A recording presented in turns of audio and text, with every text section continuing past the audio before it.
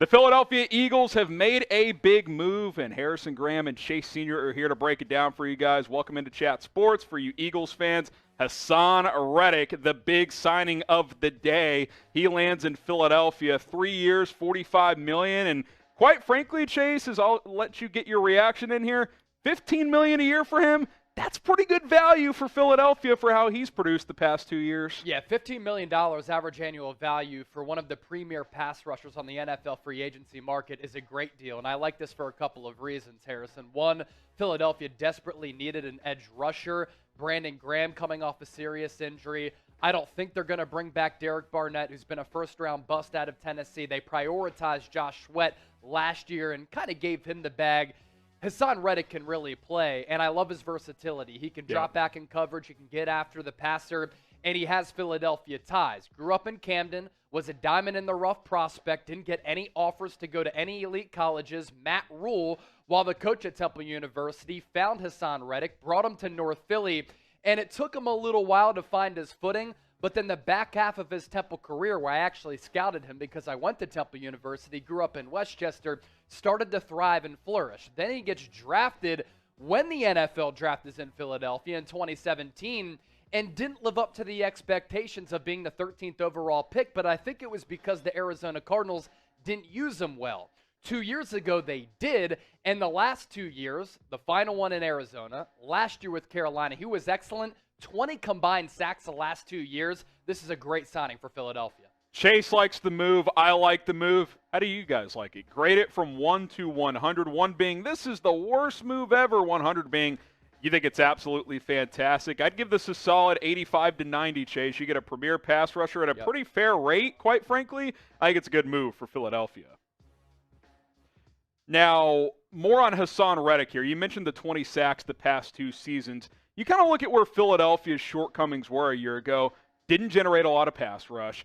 Fletcher Cox rumors have been circulating. It's unclear what his future is going to be. Like you said, you add a premier pass rusher here. Now, it'd be curious to see where Harry Roseman and this organization goes from here. Yeah, you get a premier pass rusher, but immediately you improve your depth because now you have Haason Reddick coming off the edge. You have Josh Sweat on the second year of that contract extension. And let's hope that Brandon Graham ends up coming off that really serious injury that he suffered in week 1 against the Atlanta Falcons. That, in turn, gives you a lot of depth. And, look, the reason why I like Reddick, if you need him to play a little linebacker, he's athletic enough to do so he can drop into coverage. But, really, he's at his best when he's aggressive. And while Jonathan Gannon, defensive coordinator for Philly, wasn't aggressive with his blitz packages earlier in the year, a big reason for the Eagles' turnaround is that he started to become more aggressive as a defensive coordinator. So we'll see what happens on the Fletcher Cox front. Let's say they bring him back because they have to eat a lot of salary if they do trade him away. They just free up money in the years to come. But Haason Reddick, Fletcher Cox, Brandon Graham, Josh Sweat, Javon Hargrave, who had a terrific year last year. You're really bulking up that front line for Philadelphia. Yeah, and I mean, look, in today's NFL, Chase, you protect your quarterback, you get after the other. I mean, that's how you win. That's the formula. You look at the teams in the playoffs, the ones that kept advancing are teams that got consistent pressure. Cincinnati got really far because of their defensive line. Why did they lose the Super Bowl? They couldn't protect Joe Burrow. I mean, that's really what it comes down to. So if you're Philadelphia, you took some strides last year offensively with Jalen Hurts getting that full season as a starter. Now it's back to rebuilding that defense. I like this move, and quite frankly, I thought Reddick might be in the $20 million per year range. Me too. Chase. To get him at 15 on day 1 of free agency, if his market was a little slow early, I could have seen this move 4 or 5 days from now. But to get him at this average annual value out of the chute, I'm a little surprised. A literal hometown discount. And in a good way for Philadelphia, I am surprised. Are the Eagles contenders in 2022? Type 1 for yes, type 2 for no. We know that teams don't repeat in the NFC East since the 03-04 season, Chase. So are they? Are they contenders? I think they can compete for the division because you're never sold that the Dallas Cowboys are not going to choke year in and year out. Washington still doesn't have a quarterback that scares me because Carson Wentz has really just gone downhill the last couple of years. New York Giants, a lot of questions there with a new regime, brand new head coach, brand new general manager. So I think the Eagles can win the NFC East. Let us know. 1 for yes or 2 for no. Now, Philadelphia Eagles Now is closing in at 26,000 subscribers. It's kind of in our I guess, second tier of team channel kind of tiers. Is that fair to say? Eagles fans, you got to rise up. You got to get to that tier 1 status. Bird gang, fly, Eagles, fly. Help us get there. Subscribe to the channel. More Eagles news, rumors throughout 2022 free agency, and, of course, on until the NFL draft as well. I think we can get to 26,000 today, less than 200 subs. Link is below, youtube.com/Eagles Now. If you're watching on our Eagles channel, all you got to do is hit that subscribe button.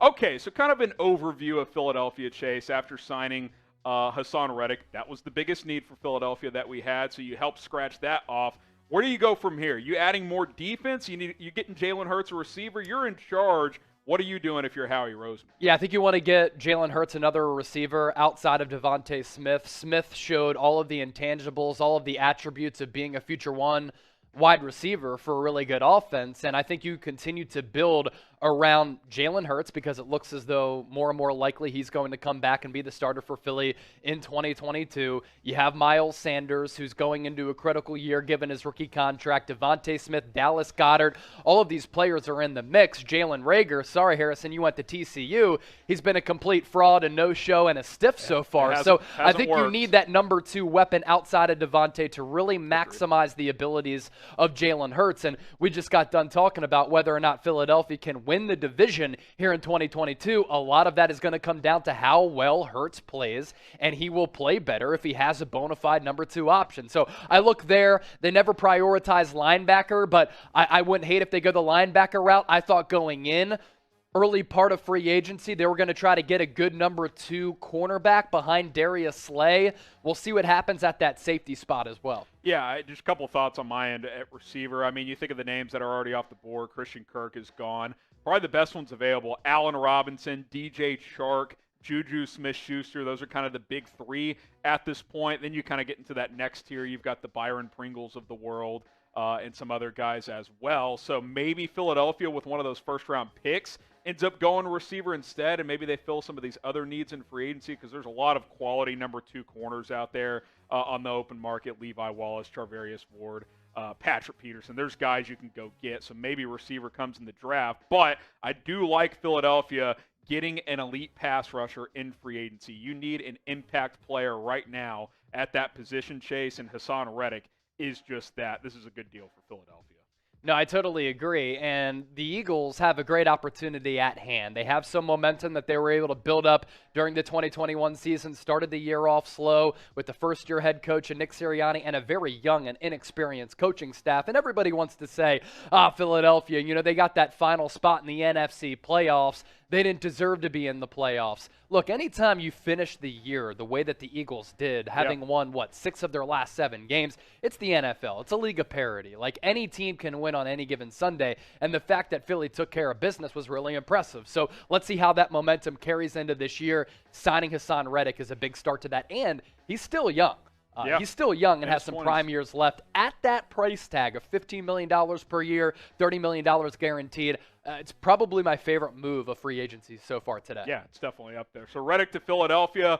If you're watching on our main Chat Sports channel, we're live all day long today, tomorrow, throughout the week. Myself, Chase Sr., Mitchell Renz, and Tom Downey. We will have you guys covered. And for you Eagles fans watching on Eagles Now, go subscribe and join us on Chat Sports. I promise you we are still live, at least if you're watching this in a timely manner. Subscribe for more coverage throughout NFL free agency.